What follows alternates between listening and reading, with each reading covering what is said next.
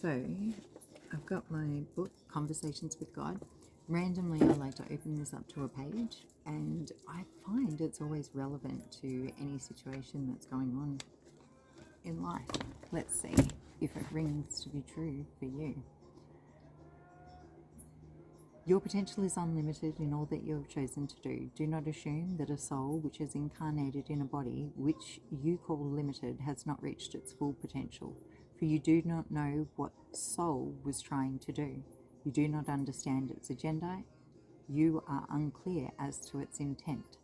Therefore, bless every person and condition and give thanks. Thus you affirm the perfection of God's creation and show your faith in it. For nothing happens by accident in God's world. There is no such thing as a coincidence, nor is the world buffeted by random choice or something you call fate. If a snowflake is utterly perfect in its design, do you not think the same could be said about something as magnificent as your life? But even Jesus healed the sick. Why would he heal them if their condition was so perfect? Jesus did not heal those he healed because he saw their condition as imperfect. He healed those he healed because he saw those souls asking for healing as part of their process. He saw the perfection of the process. He recognized and understood the soul's intention. Had Jesus felt that all illness, mental or physical, represented imperfection, would he not have simply healed everyone on the planet all at once? No doubt that he could do this. No, I believe he could have. It's a conversation with God. So there's God speaking, and the no, I believe he could have is obviously this gentleman, Neil Donald Walsh, the writer of Conversations with God. Good.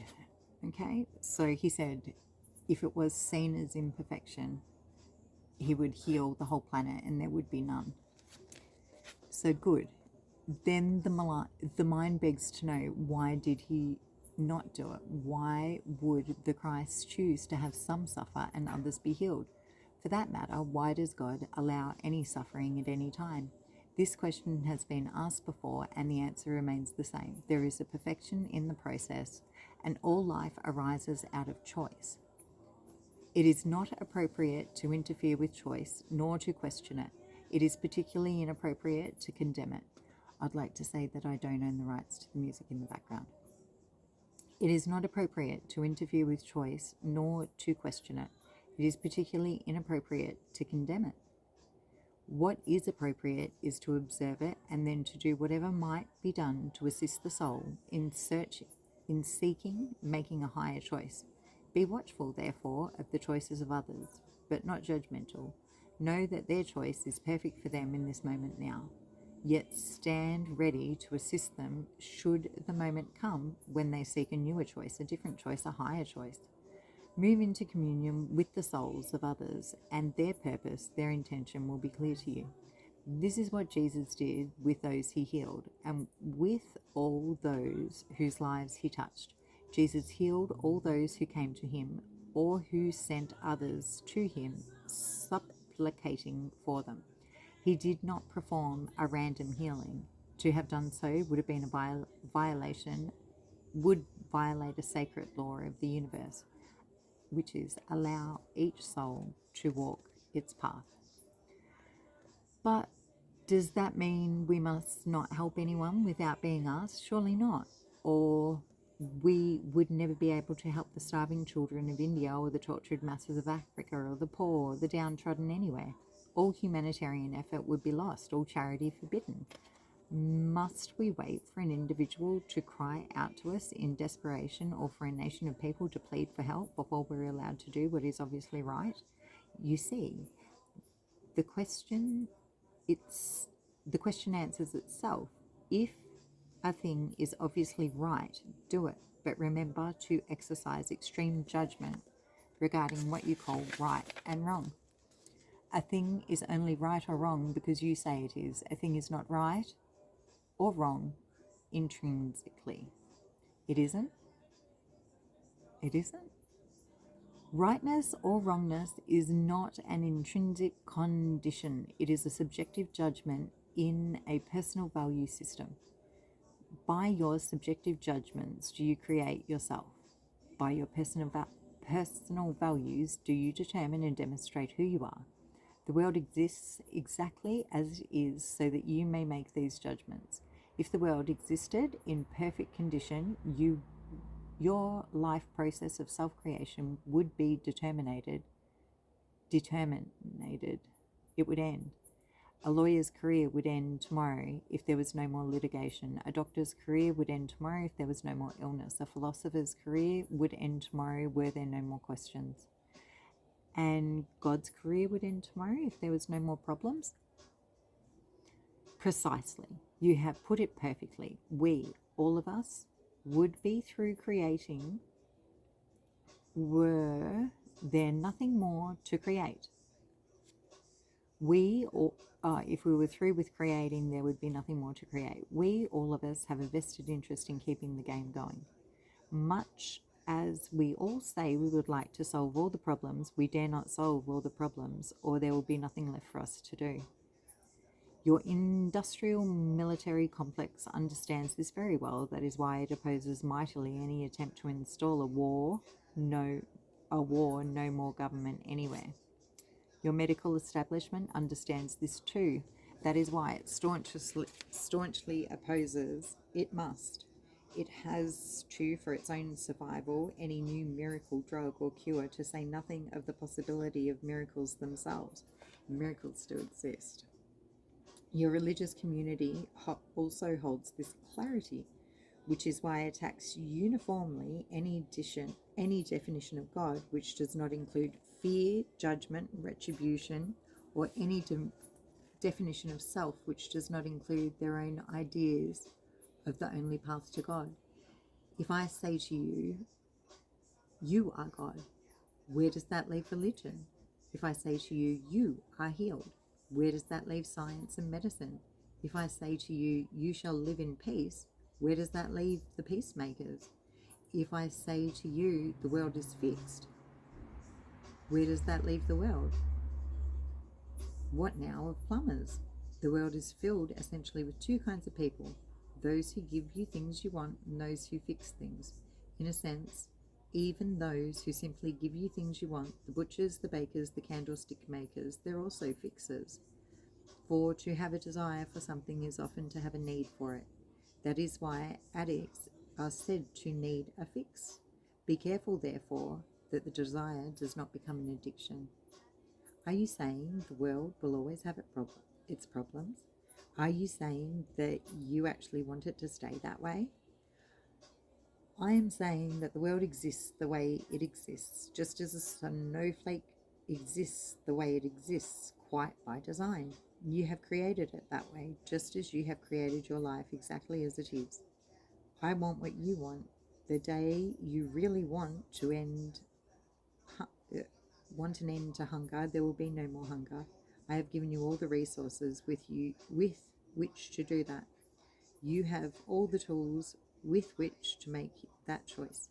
You have not made it. Not because you cannot make it. The world could end world hunger tomorrow. You choose not to make it. You claim there are good reasons that 40,000 people a day must die of hunger. There are no good reasons. Yet at a time when you say you can do nothing to stop 40,000 people a day starving from dying of hunger, you bring 50,000 people a day into your world to begin its new life. And this you call love. This you call God's plan. It is a plan which totally lacks logic or reason, to say nothing of compassion. Oof. Oof. I am showing you in stark terms that the world exists the way it exists because you have chosen for it to. You are systematically destroying your own environment, then pointing to so-called natural disasters as evidence of God's cruel hoax or nature's harsh ways. You have played the hoax on yourself. It is your ways which are cruel. Nothing, I say nothing, is more gentle than nature, and nothing has been more cruel to nature than man.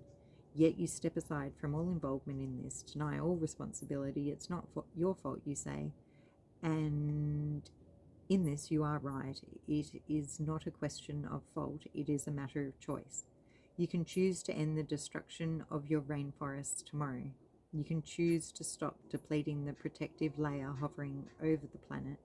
You could choose to discontinue the ongoing onslaught of your Earth's ingenious ecosystem. You can seek to put the snowflake back together, or at least halt its inexorable melting. But will you do it? You can similarly end all war tomorrow, simply, easily. All it takes, all it has ever taken, is for all of you to agree. Yet, if you cannot all agree on something as basic and simple as ending the killing of each other, how can you call upon the heavens with shaking fists to put your life in order? I will do nothing for you that you will not do for yourself. That is the law and the prophets. The world is in the condition it is in because of you and the choices you have made or failed to make. Not to decide is to decide. The earth is in the shape it is because of you and the choices you have made or failed to make. Your own life is the way it is because of you and the choices you have made or failed to make. But I did not choose to get hit by that truck. I did not choose to get mugged by that robber or raped by that maniac. People could say that. There are people in the world that would say that. You are all the root cause for the condition which exists, which create in the robber the desire or the perceived need to steal. You have all created the consciousness which makes the rape possible. It is when you see in yourself that which caused the crime that you begin at last to heal the condition from which it sprang. Feed your hungry, give dignity to the poor, grant opportunity to the less fortunate, end the prejudice which keeps masses huddled and angry. With little promise of a better tomorrow, put away your pointless taboos and restriction upon sexual energy. Rather, help others to truly understand its wonder and to channel it properly. Do these things and you will go a long way toward ending robbery and rape forever. As for the so-called accident, the truck coming around the bend, the brick falling from the sky, learn to greet each such incident as a small part of a larger mosaic. You have come here to work out an individual plan for your own salvation, yet salvation does not mean saving yourself from the snares of the devil. There is no such thing as the devil, and hell does not exist. You are saving yourself from the oblivion of non-realization. You cannot lose in this battle. You cannot fail. Thus, it is not a battle at all, but simply a process. Yet, if you do not know this, you will see it as a constant struggle. You may even believe in the struggle long enough to create a whole religion about it. This religion will teach that struggle is the point of it all. This is a false teaching. It is not struggling that the process proceeds. It is surrendering. It is in surrendering that victory is won. Accidents happen because they do. Certain elements of the life process have come together in a particular way, at a particular time, with particular results. Results which you choose to call unfortunate for your own particular reasons, yet they may not be unfortunate at all, given the agenda of your soul. I tell you this, there is no coincidence and nothing happens by accident. Each event and adventure is called to you yourself by yourself in order that you might create and experience who you really are. All true masters know this.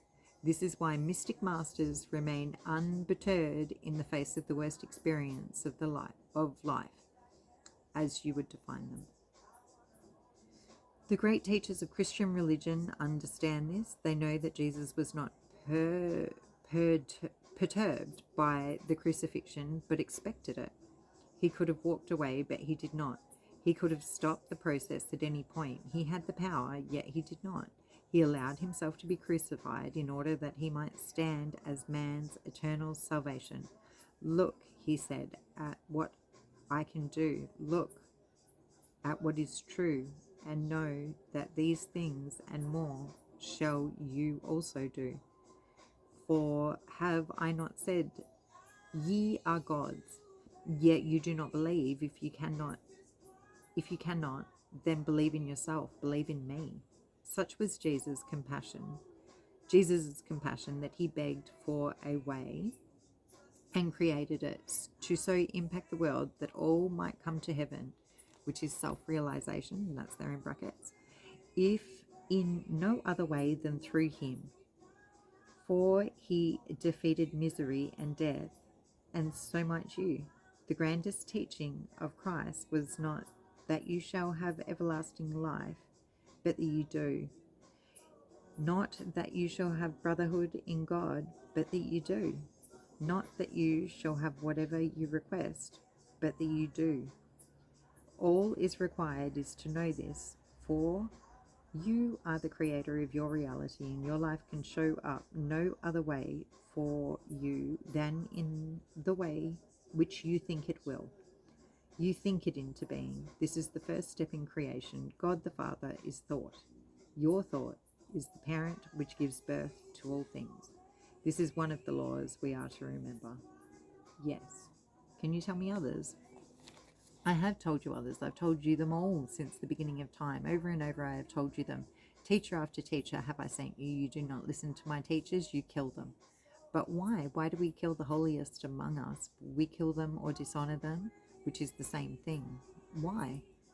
Because they stand against every thought you have that would deny me. And deny me you must if you are to deny yourself. Why would I want to deny you or me?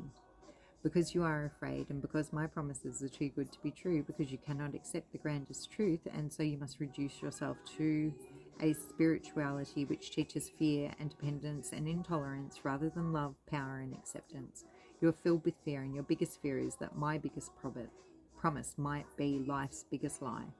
And so you create the biggest fantasy you can to defend yourself against this. Your claim that any promise which gives you the power or guarantees you the love of God must be a false promise of the devil. God would never make such a promise, you tell yourself. Only the devil would, to tempt you into denying God's true identity as the fearsome, judgmental, jealous, vengeful, and punishing entity of entities. Even though this description better fits the definition of a devil, if there were one, you have assigned devilish characteristics to God in order to convince yourself not to accept the godlike promises of your Creator or the godlike qualities of yourself. Such is the power of fear. I am trying to let go of fear. Will you tell me again more of the laws? The first law is that you can be, do, and have whatever you can imagine. The second law is you attract what you fear. Why is that? Emotion is the power which attracts. That which you fear strongly you will experience. An animal, which you consider a lower form of life, even though animals act with more integrity and greater consistency than humans, knows immediately if you are afraid of it. Plants, which you consider an even lower form of life, respond to people who love them far better than those who couldn't care less. None of this is by coincidence. There is no coincidence in the universe, only by grand design and incredible snowflake. Emotion is energy in motion. When you move energy, you create effect. If you move through enough energy, you create matter. Matter is energy conglomerated. Stardust, like I said earlier. If you manipulate energy long enough in a certain way, you get matter. Every master understands this law. It is the alchemy of the universe. It is the secret of all life. Thought is pure energy. Every thought you have ever had, or will ever have, is creative. The energy of your thought never dies, even if it leaves your being and heads out into the universe, extending forever. A thought is forever. All thoughts congeal. All thoughts meet other thoughts, crisscrossing in an incredible maze of energy, forming an ever-changing pattern of unspeakable beauty and unbelievable complexity. Like energy attracts like energy, forming clumps of energy of like kind. When enough similar clumps crisscross each other, run into each other, they stick to each other, and it makes incomprehensibly huge amount of similar energy sticking together, thus to form matter. But matter will form out of pure energy. In fact, that is the only way it can form. Once energy becomes matter, it remains matter for a very long time, unless it is constructed. Its construction is disrupted by the opposing or dissimilar form of energy. This dissimilar energy acting upon matter actually dismembers the matter, releasing the raw energy of which it was composed. This is, in elementary terms, the theory behind your atomic bomb. Einstein came closer than any human, before or since, to discovering, explaining, and functionalizing the creative secret of the universe. You should now better understand how people of like mind can work together to create a favored reality. The phrase, wherever two or more are gathered in my name, becomes more meaningful. Of course, when entire societies think a certain way, very often astonishing things happen, not all of them necessarily desirable. For instance, society living in fear very often actually inevitably produces in form that which it fears the most. Similarly, large communities of congregations often find miracle-producing power in combination thinking, what some people call common prayer, and it must be made clear that the individuals, if their thought, prayer, hope, wish or dream, fear is amazingly strong, can in of themselves produce such results. Jesus did this regularly. He understood how to manipulate energy and matter, how to rearrange it, how to redistribute it, how to utterly control it. Many masters have known this, and many know it now. You can know it right now. This is the knowledge of good and evil, of which Adam and Eve partook. Until they understood this, there could be no life as you know it. Adam and Eve, the mythical names you have given to represent the first man and the first woman, were the father and the mother of the human experience. What has been described as the fall of Adam was actually his upliftment, the greatest single event in the history of humankind, for without it the world of relativity would not exist. The act of Adam and Eve was not original sin, but in truth the first blessing. You should thank them from the bottom of your hearts, for in being the first to make a wrong choice, Adam and Eve produced the possibility of making any choice at all. In your mythology, you have made Eve the bad one, the temptress who ate the fruit, the knowledge of good and evil, and coyly invited Adam to join her. This mythological setup has allowed you to make woman man's downfall ever since, resulting in all manner of warped realities, not to mention distorted sexual views and confusions. How can you feel so good about something so bad? Ugh. What you most fear is what will plague you. Fear will draw it to you like a magnet.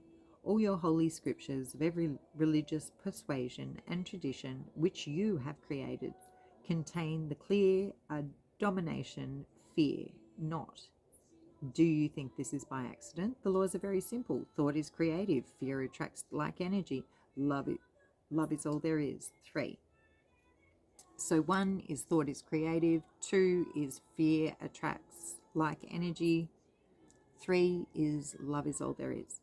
Oops, you got me on that third one. How can love be all there is if fear attracts like energy? I do not own the rights to any of the music playing in the background. Love is the ultimate reality. Yes, all we need is love. It is, before I even read what it says here, the simple truth to anything in life. But you've got to zoom out really, really far to be able to see this. Like, zoom out really far, maybe up as high as God, or we presume God to be, or is he Hades? Oh, anyway.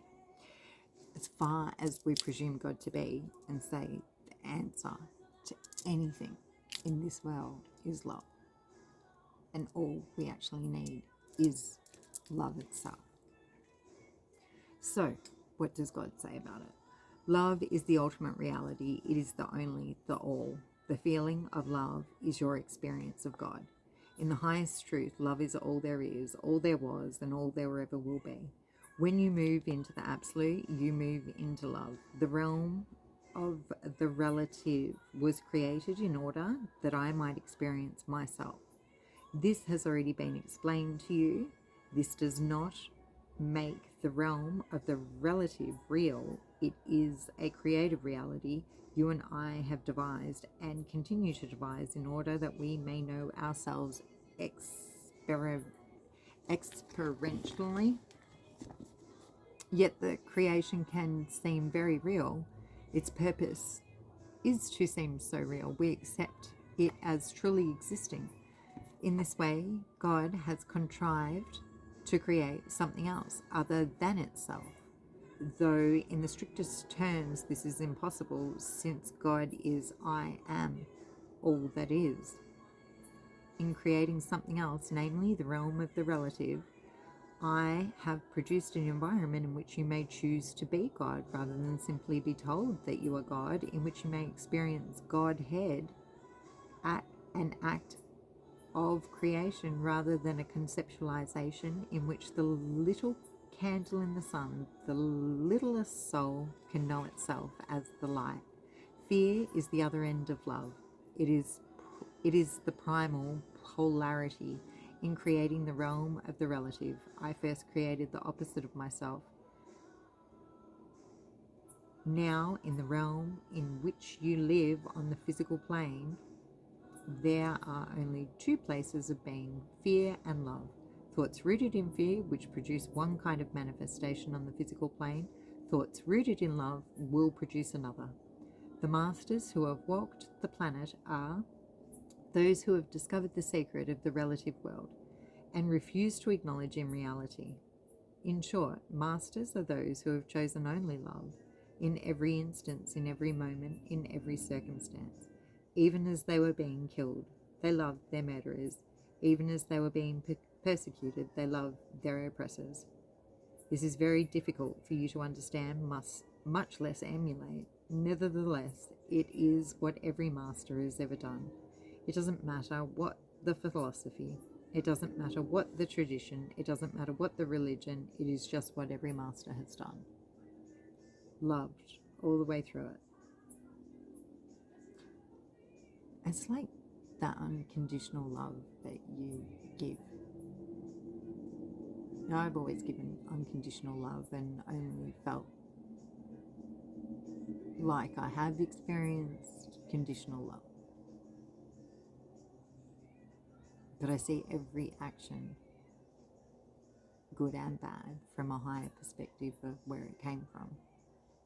Which, I must say, my older brother called a failing within me. But I think it just is the divine feminine. The true embodiment. She is unconditional love. And you can see the beauty and the design of the broken cup.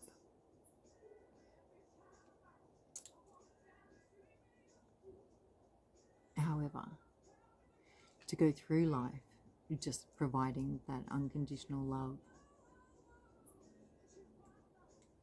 presents a lack of boundary. And if you don't have those boundaries in place and you don't put them in place, you will end up suffering. So you will be met with people who will take advantage of that unconditional love that is just natural to you. So unconditional love must be met with boundaries, and that way you've got balance, because putting the book down now, another law of the universe is polarity. And we can have some people who think that they exist above it and they can do whatever they want. You've been seen, you're not unseen. There is the law of polarity. No one exists outside of the law of karma. You go around doing shit things to people, you will have shit things in return. You can't go around throwing spells or, awful or hating on people or wishing the worst for people and expecting it not to come back to you. You can't go around bullying people or being cruel to people and expect it not to come back to you. To the point where I think at the point where I really realized God, I had realized that previously I had been quite cruel to people and that perhaps this was just karma. And to an extent it was, but it was also to open my eyes as to the reality of the world we live in. How do I blank out? Maybe that's as far as it goes. I'll pause that one for now. Moreover, clairvoyance, claircognizance, sentience, and there's also the one when you smell things. I have that smell one, but I never know what it's called. So clairvoyance, you will see entities. Claircognizance, you know. What's the one where you hear them? There's another one where you hear them, hear things. They're quite often the ones that end up in mental hospitals because everybody's saying, no, I can't hear that. So I did quite specifically request that I don't want to hear anything. I don't want to hear. I'm happy to see and to feel and to know. So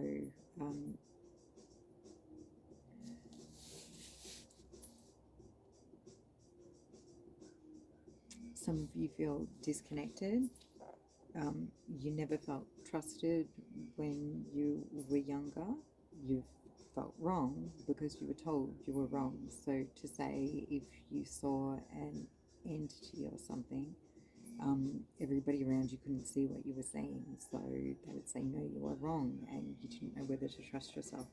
Now, in later life, when you know what you did say and you know what you did experience, yes, I don't think it would even be, it's just not natural in our society for parents to turn around and say, yes, you probably did see a ghost or did see something that doesn't exist. But the fact is, with our eyesight, we can only see, we can only let in so much light. We are made of light. As I say over and over, we are stardust, actualized. And that's energy actualized, as they even God mentions in this book. So your first impulse that you get straight away, that is correct. You're not wrong. The first impulse you get, that's correct. There's some say it's frequencies and things like that that are being popped out into the population that are causing mind fog for people with abilities. You will also notice that, say, on any major day, any major portal days are kind of like 11/11. Something crazy happened on 11/11, didn't it? What a coincidence. Or is it 7/11? No, 9/11, 11/11. 222s, things like that. So they're all important days. Anyway, anger is a powerful tool, and it's much more powerful than, say, apathy or resignation. So on the scale of consciousness, with, let's say, I think there is higher than love. No, there couldn't be. Well, there shouldn't be. Enlightenment,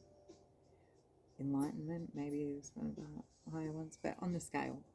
So shame, regret, fear, all of those even sit below anger, because once you get angry, that's when you're bringing energy in motion and you start taking action.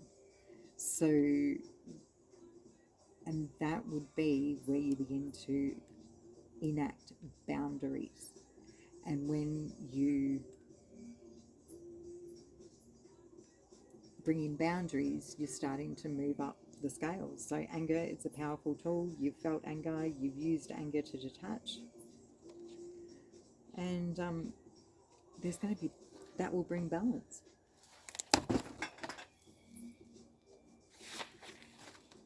As within, so without. Everything is energy. Raise your vibration through to the 140. Oh, everybody's heard of the 144,000. So that's 144,000 light workers. But no, it hurts. It's, if we are stardust and made of stardust, to get back into the ethers, we've got to become stardust again. So if you have a look at the, what is it?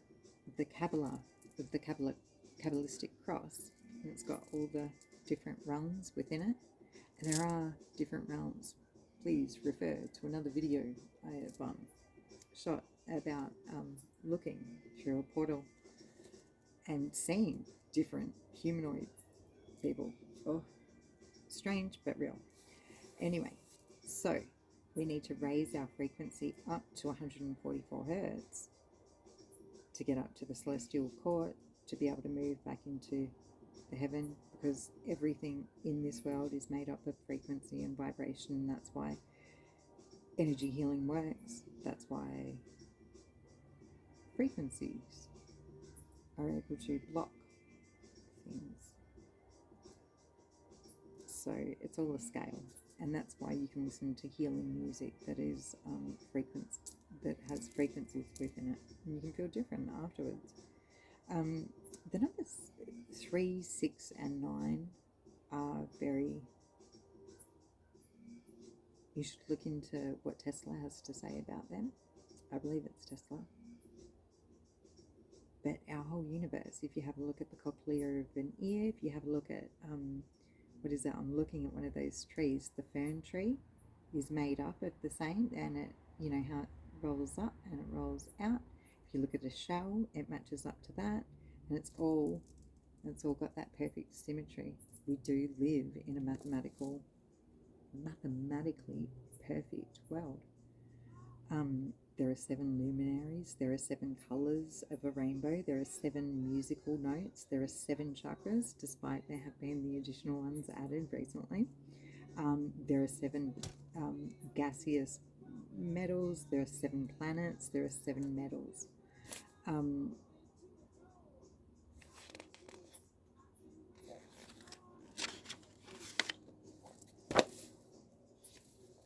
Saturn has brought to us,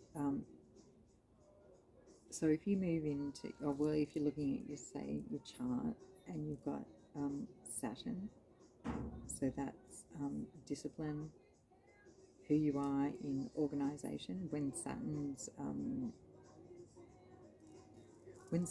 influencing you, it basically, you can create the foundations with it. It's organized, assertion.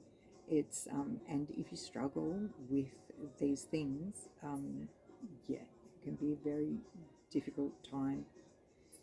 That say the planets are aligning and your chart's in Saturn. If you struggle with those things, you don't want to be stuck there for too long. I have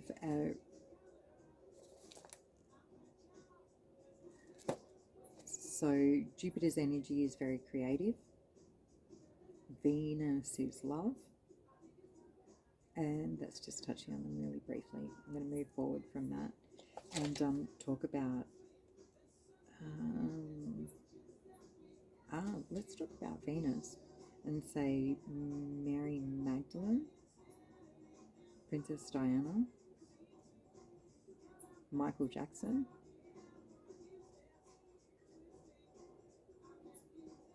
Venusians, definite Venusians.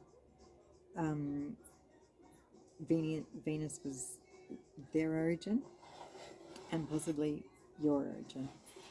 Your work here is to embody the energy of the female Christ, help women. Love and peace is one of your mantras. Also, if that is the case, that love and peace is, you know, your beliefs, what you really believe in. So say if mine are freedom, peace and love, which they always have been, you will experience the absolute polar opposite of freedom, peace and love. And the reason you experience the polar opposite is so you can see what it is. It's for your own expansion. Like when your heart breaks, it expands. So a really divine kind of being, they're an ascended master, like we were discussing before, these masters that have walked the earth, their heart has broken and expanded so many times. And the opposite of freedom would be, so if you really believe in freedom and you experience the opposite of it, and you can actually experience the opposite of it on so many different scales, like, and would that be that you are trapped in war, or you are trapped in your own head, you know, like it's where does the balance lie? But if it is your north node and where you intend to be or want to be, you're going to experience the full expansion of it. From the alchemical scale is from here to here without deviating from it. I can't put that one into words. I'll edit that bit out. But I am going somewhere with that. So, this patriarchal rule that has existed on the planet for so many thousands of years. What was I saying about that earlier? I did say something. I have got a clip on it. The old system, it works against the feminine Christ. This is why people who walk with the feminine Christ energy are quite often persecuted. People want to use your energy. You are seen safe as an easy solution. The actual work you are here to do on work is to embody the energy of the female Christ. You trigger people to the point where you trigger people and they hate you, but they don't even know why they hate you. But it's the indoctrination of 5,000 plus years of rule that is coming to an end. It is. It's time to hand over the guard. Patriarchal rule is over. Matriarchal, the monarchy was quite interesting to find out that, I know the story of the crows that knew that if the crows that are placed somewhere in London, maybe under, I don't know, they're placed somewhere in London, but basically they're in, and maybe I will actually find out more about that before I say anything, but anyway, it is a magic spell, and if the crows are removed from there, the monarchy will fall. So they always make sure that there's 6 crows in a particular field or something. And it was interesting actually, because somebody who loves the Queen, well, we all love the Queen. I don't even know why I love the Queen, but I love the Queen. When I look at her photos, I am fascinated by it. But then I go back to this, that if these 6 crows, if they were to die or, You know, they're crows or ravens over there, I'm not sure. But if they were to die, the monarchy would fall. So the crows have to stay there. But everybody wants the crows to stay there because we all love the monarchy. But we don't actually take into consideration there is a spell. That's a spell. Like, there is clearly witchcraft at hand there. That when who kind of think, well, why does that queen have a diamond on her head that's worth more than 400 million or something, and we've got starving people over in Africa? Why do we revere her so much and say, oh, love that? Don't go feed the people, sit in a gold chair, for God's sake. I think that that is deplorable. However, when I look at a photograph of her, I go, why? Why? Witchcraft. Enchanted. Enchantment. That's what it is. And people like Princess Diana and Mary Magdalene, who was all of these. Well, I would even say Michael Jackson, because not because of his soft voice, but because of he was targeted, you know, and taken off this world. They all were. Even Jesus. Mary Magdalene was Jesus' divine counterpart, but we know her as the whore. All there is the Madonna in the whore. Temptress. Anyway, if you go back further to Egyptian rule, what was back then? Cleopatra? The women were revered, accepted as powerful, and appreciated as powerful, because they are. But those of you that walk the earth, that are here to embody the energy of the female Christ, are going to have difficulties in life with people persecuting them for no reason. Also, I think it's important that we explore our galactic heritages, and I'll go more into that at some other stage.